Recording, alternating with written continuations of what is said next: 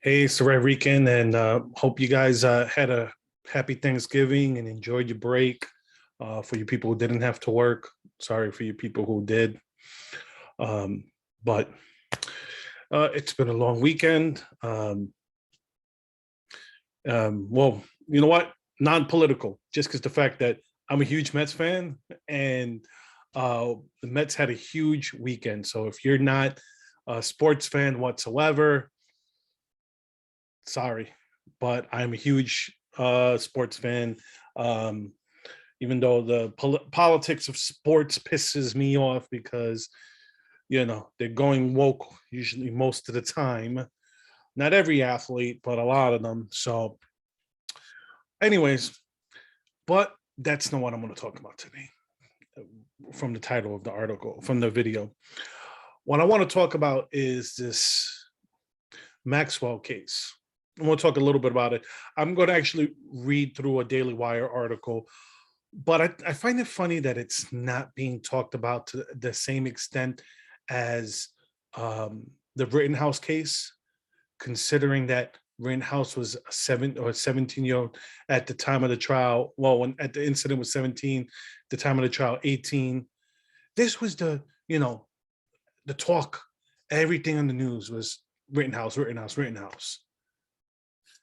But the biggest case that we should be talking about, this Maxwell case, the basically the co-conspirator with Epstein, crickets from the media. And you know what?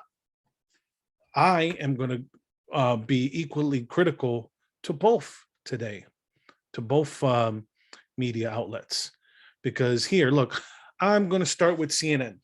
Here's CNN, okay? We're not going to be talking. I'm not going to go through their articles. I'm not going to click on the article. I just want you to see what's on their headlines. This is their current headlines. So I'm starting with CNN. Look, if you look at their main page here, nothing on Maxwell, nothing. You have to scroll down, and finally you get this little blip right here on the sex trafficking trial of Miss Maxwell. Here's Newsmax. Okay. Same thing, talking about Biden and Omicron. And let's see, do they even talk about it on here? Let's see, because I haven't looked yet on this one here. Look at this. Nothing. Okay. Like I said, I'm going to be critical of both. Here's a right-wing site. Here's another right-wing site. Here's Fox News. Let's see where it is. They didn't even have it on Newsmax, which is pathetic. Here's Fox News. Let's see. The Juicy Smule. Anyone who's a fan of Dave Chappelle will understand that joke. Let's see. Fox News. Let's see. I don't see nothing here. Oh, here's funny. I'm going media avoiding facts of Waukesha horror. That's another one that the media. I'm going to talk about that too. Let's see. Oh, finally, there you go. Maxwell's alleged victim arrives in court 59 minutes ago. Yeah, there you go. So finally, one thing. You know what? Let me give Newsmax a chance to see if they actually put it in there. And I'm looking and I'm looking and I'm trying to be nice to them, but nope, they did not. Yeah. So there we go. I will give MSNBC credit. They are the only ones that had a little thing right here. It's better than what everybody else had, because look, the only other one, like I said, Fox News had a little thing there, and this one had this little thing right there. So MSNBC, kudos for actually putting that right there. Obviously, this should have been the headpiece, but it's MSNBC. I'm just even surprised they had it. But why is it that you see that this isn't the big news that the Rittenhouse case was? And why, like I said, why did I show CNN, Newsmax, Fox News, MSNBC? You know why I showed it? Because I wanted to show that this case, neither side wants to talk about. Because you know why? These kids that were these Epstein and Maxwell, they weren't only procuring kids for left-wing individuals. I'm pretty sure there's right-wing individuals involved too. Because you know what? That disgusting behavior, I don't know what I could say on YouTube. That's why I'm being funny. That's why I'm being careful about the way I say it. But these sick people who are into doing this stuff with children, it's not a political ideology. It doesn't, it's just a moral issue. It could go on both sides, but that's what's going on. The media is just ignoring it. Because why? Because let's say, for example, Bill Clinton is one of the most famous people involved when it comes to Epstein. It was asked to Hillary and her, even though Hillary was the one running for president, she was still asked about it. Because there's also rumors that she flew on the plane too. But for sure, Bill Clinton's been caught red-handed with that stuff. You have Prince Andrew and stuff. So there's a lot of high-powered individuals involved in this case. That's why they have to hide. Or I think what's this article? I found this article right here from the Federalists. Well, this is about the Waukesha people. But it goes hand in hand with it. We're saying the media doesn't want to talk about it because in this case, it's both left and right because it doesn't fit their agenda. Neither one, because, if you get, let's say if Fox News wants to, make it the headline, there's people on the right that they don't want to step on their toes. Same thing with the left-leaning sites that don't want to with the people on the left and step on their toes. But I'm going to come back to that. As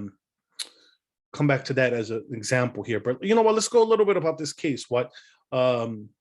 Here's a Daily Wire, and it goes: the trial begins today, and what you need to know. I'm not going to butcher her last name.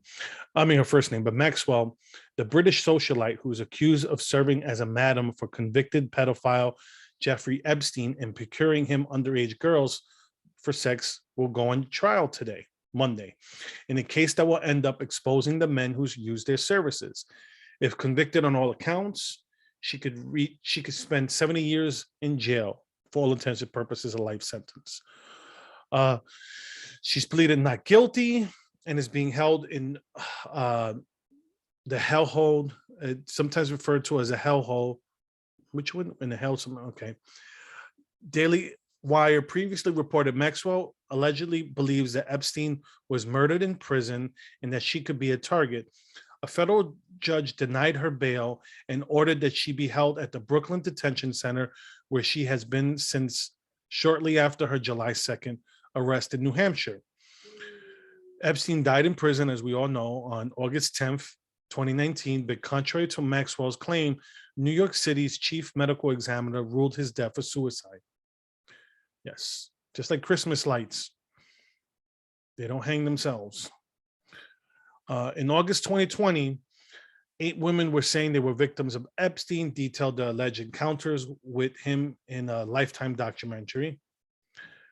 Maxwell faces 6 counts of alleged recruiting, grooming, and abusing 4 minor girls with Epstein in the US and Britain between 1994 and 2004.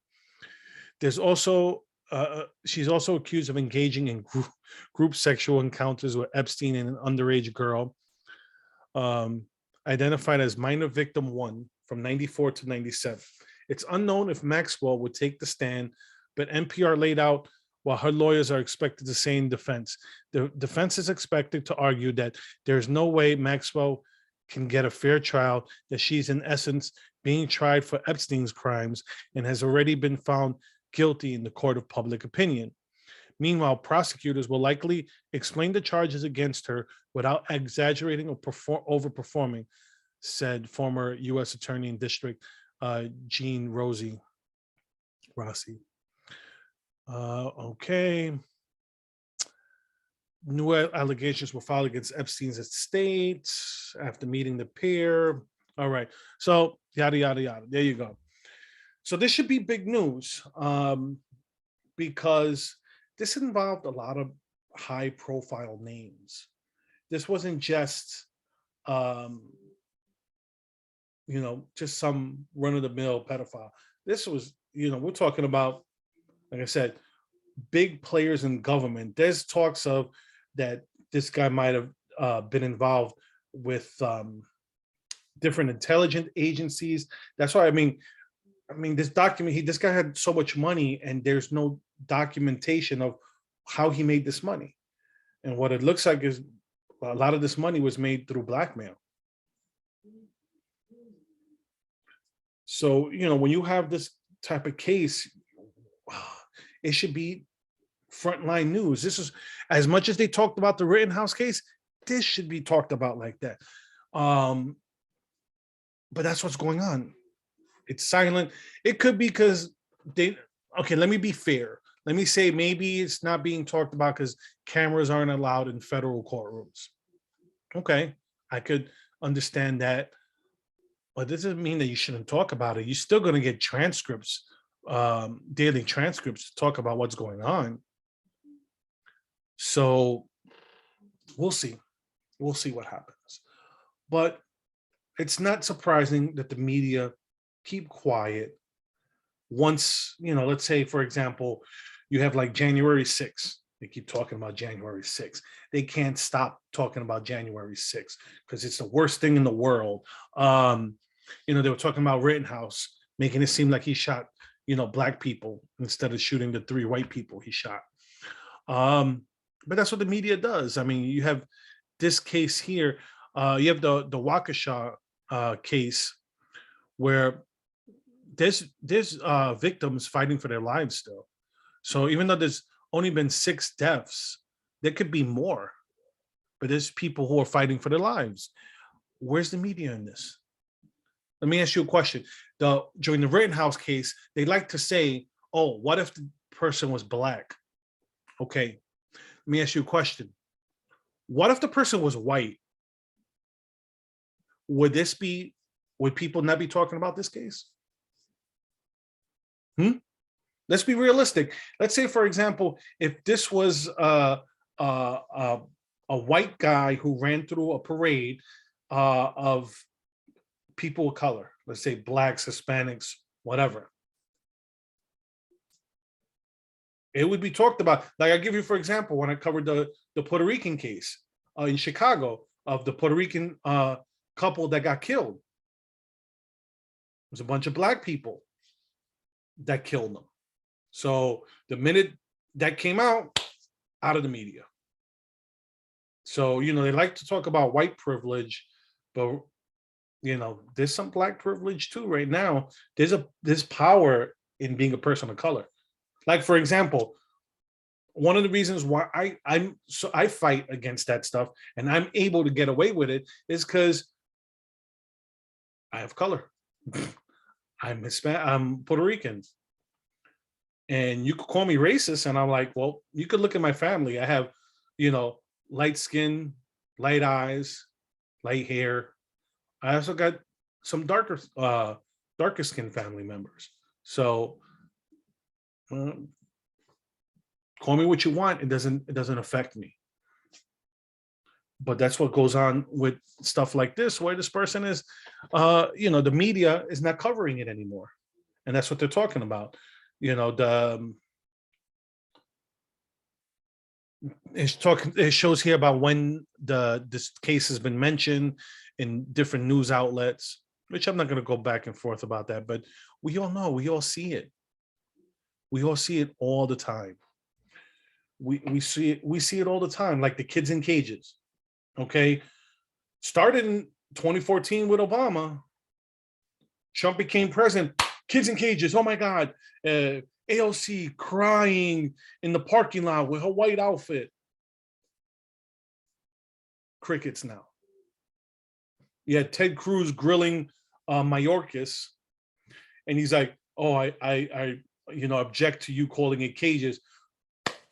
You know what? Own it, because blame the media, blame all these activists who, when Trump was president, it was cages. Biden's president, no, it's not cages because Biden's no, bullshit. Okay, but that's what goes on. The media has their agenda, and that's the one right there. I mean, even my niece, who's because of school and TikTok and all these things, she's I try to red pill her, and this red pilled her for a moment there, where I showed her Ted Cruz with Mayorkas, and when Mayorkas said, "I object to you calling it cages," my niece rolled her eyes, and I was laughing because I wasn't expecting that. I was expecting her to maybe make excuses for it, but she was pissed because she felt betrayed and lied to by the media. Because why? Because what does the media do? They have an agenda. Same thing with, like I said, that's why I point to this Maxwell case, because I showed the the article, I showed the mainstream news, both on the left and the right, not much coverage, but there should be. Same thing with the attack in Waukesha, more coverage.